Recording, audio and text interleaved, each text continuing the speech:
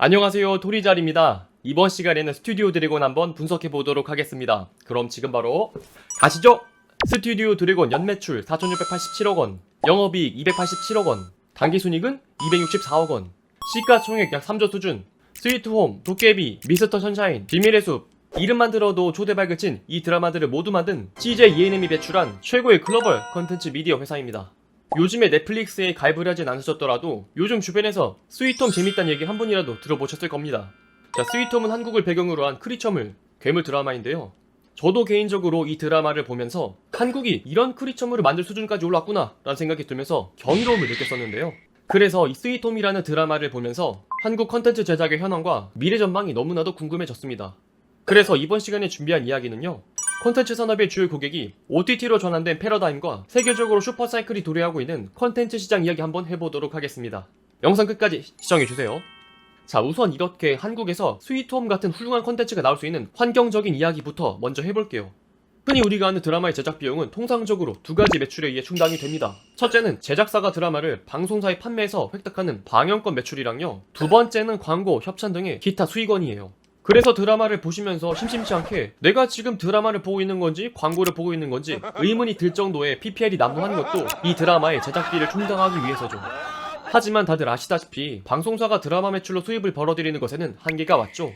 콘텐츠 소비가 스마트폰, 태블릿 PC 등으로 옮겨가면서 더 이상 TV가 아닌 디지털 미디어 시장으로 소비 트렌드가 이전이 되면서 TV 광고 시장은 급격히 축소되고 있기 때문이에요. 실제로 2005년에는 평균 최고 시청률 20%까지 호령하던 TV 드라마 시청률이 2019년 상반기 기준으로 6.9%까지 떨어지고 지상파의 매출과 이익은 지속적으로 하락을 해서 현재 적자 기업으로 전환되고 말았죠.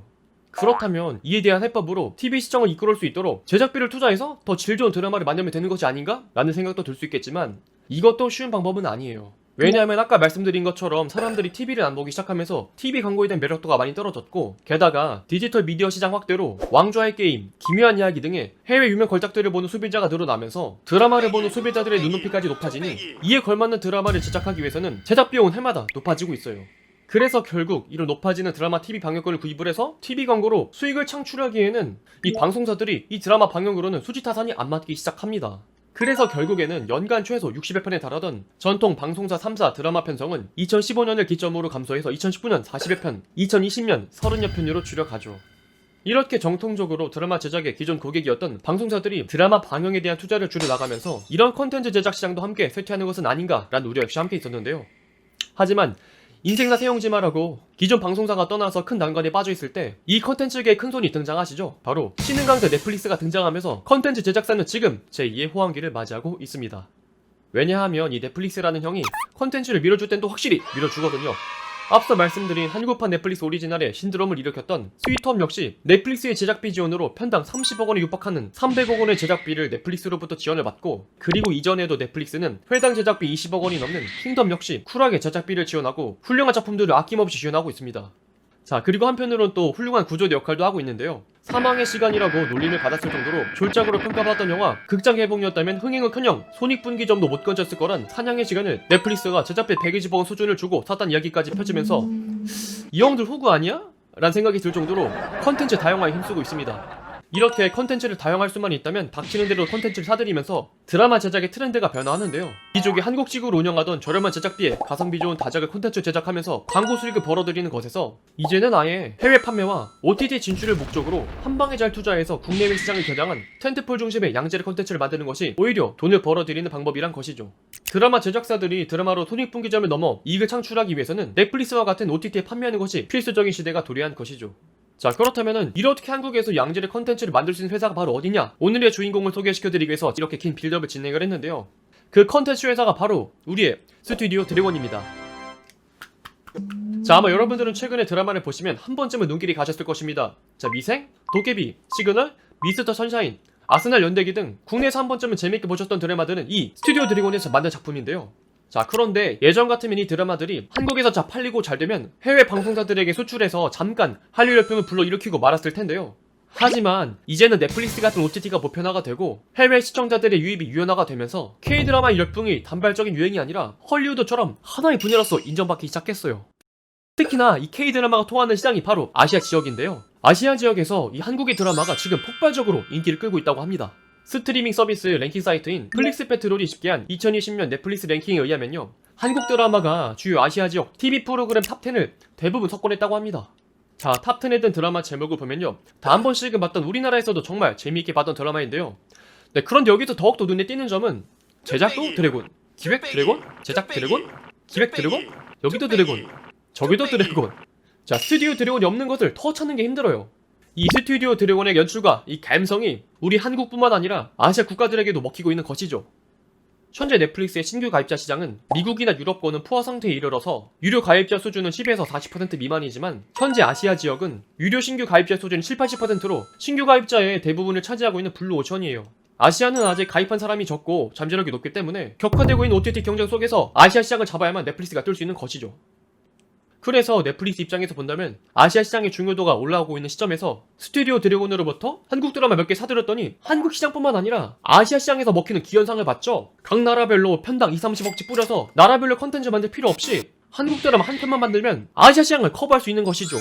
자, 넷플릭스 입장에서는 이렇게 가성비 좋은 한국 드라마인데 넷플릭스는 확실하게 한국 컨텐츠 시장을 잡아야겠죠.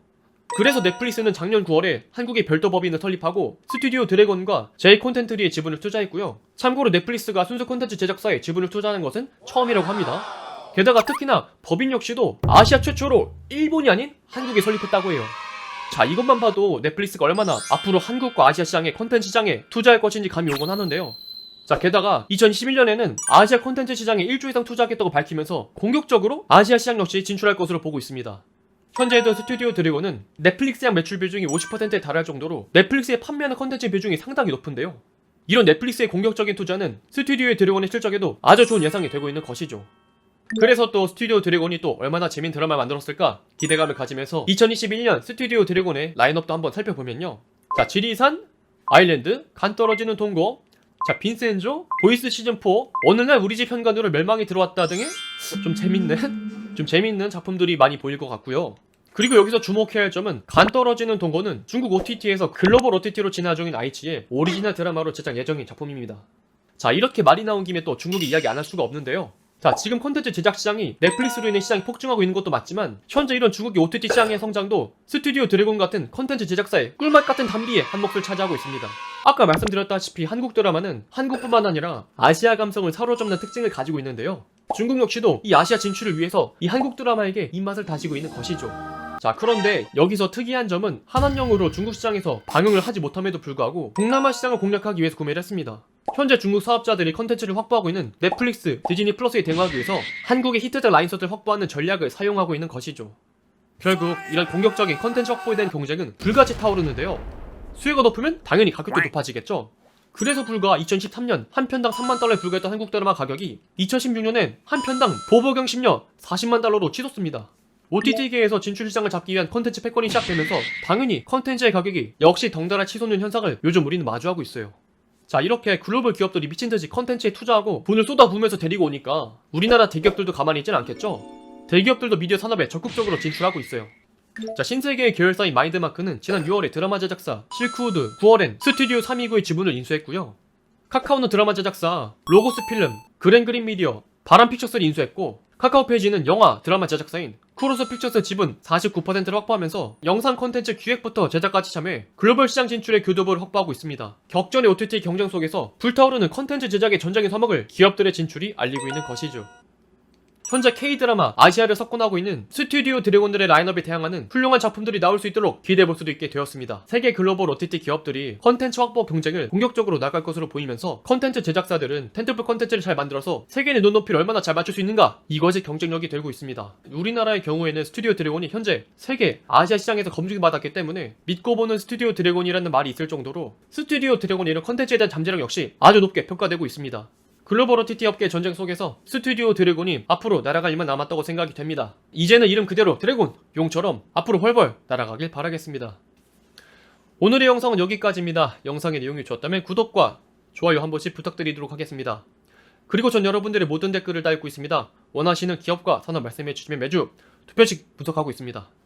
그럼 저는 또 다음에 좋은 영상으로 찾아뵙도록 하겠습니다. 존경하는 구독자 여러분, 다음에 또 만나요. 안녕!